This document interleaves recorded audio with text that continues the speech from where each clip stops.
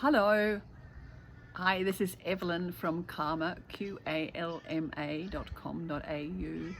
I'm recording this on the 23rd of May in preparation for the total lunar eclipse on the 26th. In Australia, that's on Wednesday. If you're in the eastern states, certainly east of Alice Springs, you should be able to see this really quite easily from around 9 to 35 minutes past 9 o'clock in the evening. This is a lunar eclipse. That means that the shadow of the earth is between the sun and the moon, and the experts are saying this is also will be called a blood moon because there will be a reddish hue to the moon. So if you'd like to, go and have a look at the blood moon, the lunar eclipse on Wednesday the 26th. This time the shadow of that eclipse is totally encompassing most of Australia, at least 3/4 of Australia. It's a very long time since we had eclipse energy like that over this continent, and it includes New Zealand, a large part of PNG, and many of the islands between Australia and New Zealand. So, well, it's a big deal. What does it mean if we have an eclipse? Who cares if we have an eclipse? Well, you know, the planets have energy. And how does this energy affect us? The eclipse is on 5 degrees of Sagittarius. So that means that the sun is in Gemini, a mutable sign, and the moon is in Sagittarius, also a mutable sign. Sagittarius is ruled by Jupiter. Quiet, Mr. Crow. Go away. Jupiter is interested in the truth and a quest for the truth. I have trouble with the crows here. They've got something to say and I don't always agree with them, you know that? But Jupiter also comes with optimism and faith, peace of mind, positive expectations, an expectation of growth. So can we use this energy, this eclipse energy, to look at things in a better light, to evaluate our own belief systems? Sagittarius is about belief systems. Now, commonly this has been connected with religious beliefs. At this time, I tend to think that our belief systems are polarized around whether we get a jab of this amazing solution that's going to stop us all getting a flu-like infection, or we don't. And opinions are quite polarized about this option. The government is very keen on all of us being jabbed.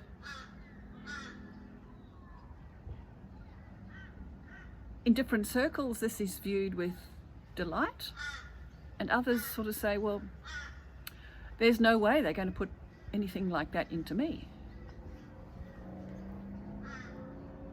As human beings, we've been blessed with the ability to make choices. I encourage you to check your belief system in this solution that's being offered to us as a population. Is this correct?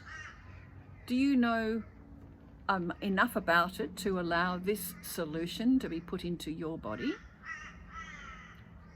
Is it really going to provide you with the protection that you're expecting? They tell you it will. How do you know?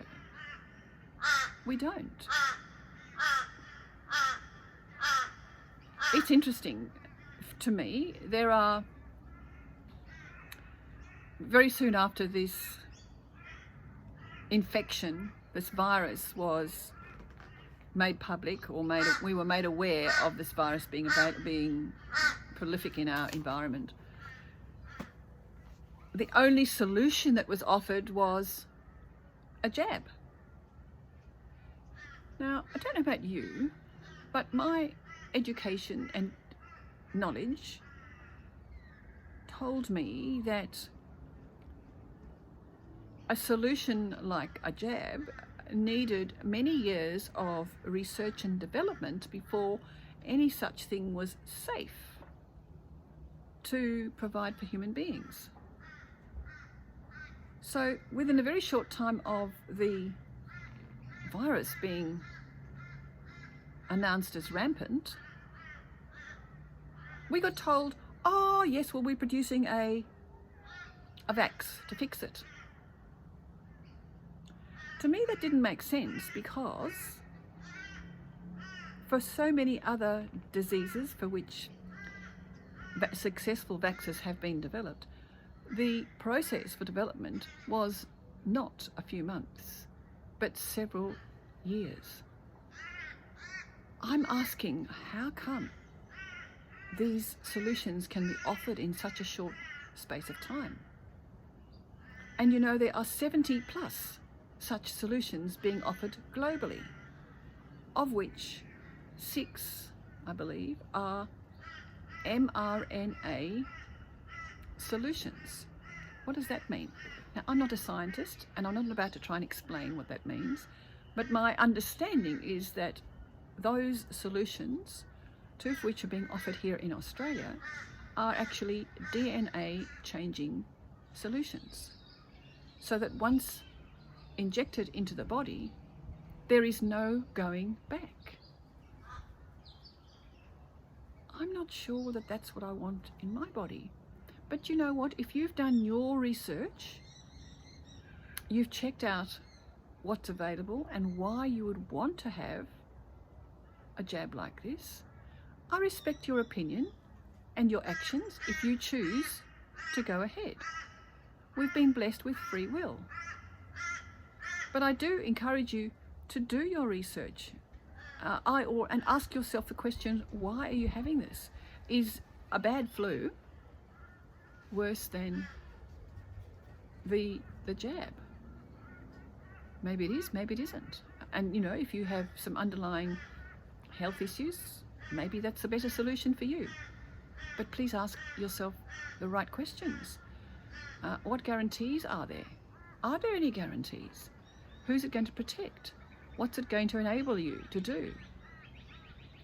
At the moment, our understanding is that we need a jab to be able to travel internationally by air. And I do remember times in the past where we needed inoculations for cholera, typhoid, yellow fever, blackwater fever perhaps, before we travelled to places in Africa, in Asia or South America. Now, maybe the health of the world has improved, but I haven't needed such health passport information for many, many years, and I've done quite a lot of travel over the last 15, 20 years. So question, is this valid? Is this a valid reason for you to have a jab? I mean, I don't know what the answer is for you. I mix with a lot of people who say, no way, not for me. But I do respect that everybody has a different opinion, and we should still love each other and respect each other, although we differ.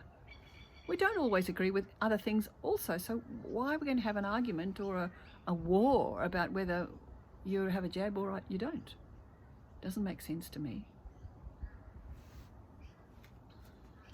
At the same time as this eclipse is occurring,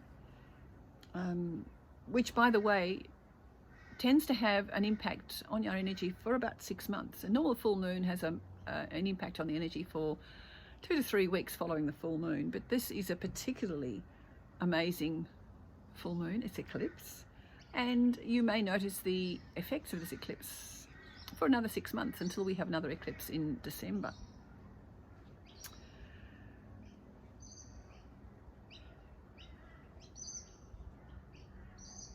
talking about belief systems, and Sagittarius and Jupiter is about what we believe. We get statistics thrown at us about unemployment, telling us in the mainstream media that unemployment is down to 5%, which is actually quite a good figure in economic terms. But is it really 5%? Does that 5% mean that these people have no employment? Does that 95% mean that the people who are employed have full employment? Or do they put into that 95% people who have work for an hour a week or 5 hours a week, which certainly is not full-time employment and provides not a true accurate picture of how much employment there is in the country. And I understand also from my studies that statistics can be manipulated and presented in such a way as to support whatever argument is being put up, whatever argument is being promulgated. There is also evidence that our stock markets are amazingly high. The value of your investment in the stock markets is amazing. And it's given that we've got a world that doesn't have a lot of economic activity, how can that be? How can that be sustained? I'm around conversations that talk a lot about cryptocurrency and the value of Bitcoin and Ethereum. Did you know that Bitcoin is actually manipulated and controlled by 6 entities, and they happen to reside in that big country that begins with C, that's north of us? How wise is it to invest in something that we've really got no control over? Are we gambling again? Hey, as Australians, we love to gamble. Not sure that that's where I'm going to put my money. So we've got cryptocurrency, we've got the stock market being up. We've also got a property market that seems to be going through the roof. Where I'm living here on the Gold Coast, I was told yesterday that the vacancy for rental properties is about 1%. And the turnover of properties, of homes, is very fast. There are people coming in from southern states wanting to buy properties here in southeast Queensland, which makes property values surge. And at the moment when we've got low interest rates, this is very attractive. How long will they last? Is this Jupiter being overly optimistic?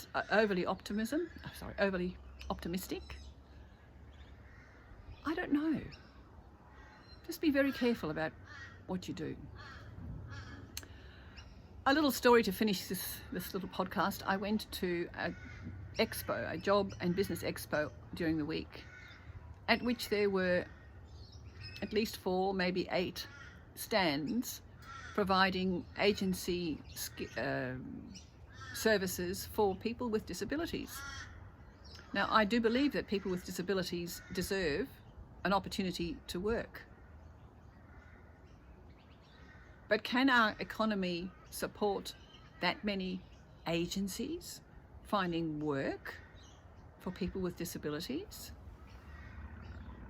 Who's paying those agencies? Is it the employers who take on the staff they provide? Or is it the government? What about that cohort of women, 55 plus, who, if not employed, really struggle to find work? And many of these women are smart, well experienced, loyal.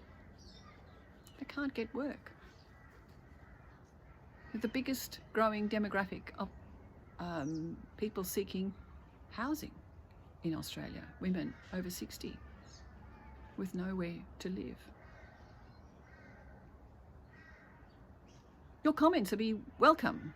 why don't you message me, evelyn@kalma.com.au. Let me know what you think. I might be talking a lot of twaddle as far as you're concerned. Let me know. Love to have your comments. So just to finish, a nice little story from one of those agencies at the expo that was providing work for people with disabilities. One of the ladies told me that they had placed a 57-year-old lady in a role as a truck driver. And this woman had for years wanted to drive trucks, but circumstances hadn't allowed her to do that. And they had supported her, this agency had supported her in finding the appropriate instruction and experience. And she now has a license to drive a B double. Now that's not just a truck. And I admire the skills of those people who drive those vehicles, because I don't know about you, but I'm not sure that I could back reverse a B double. Huge. But anyway, it's a good story. Someone's got a job, and a job that she likes, and she probably do very well. That's all for now, for this prior to the lunar eclipse. We have another eclipse coming up on June the 10th at the new moon, and I'm sure I will speak to you before that. So enjoy this lunar eclipse this week. Bye for now.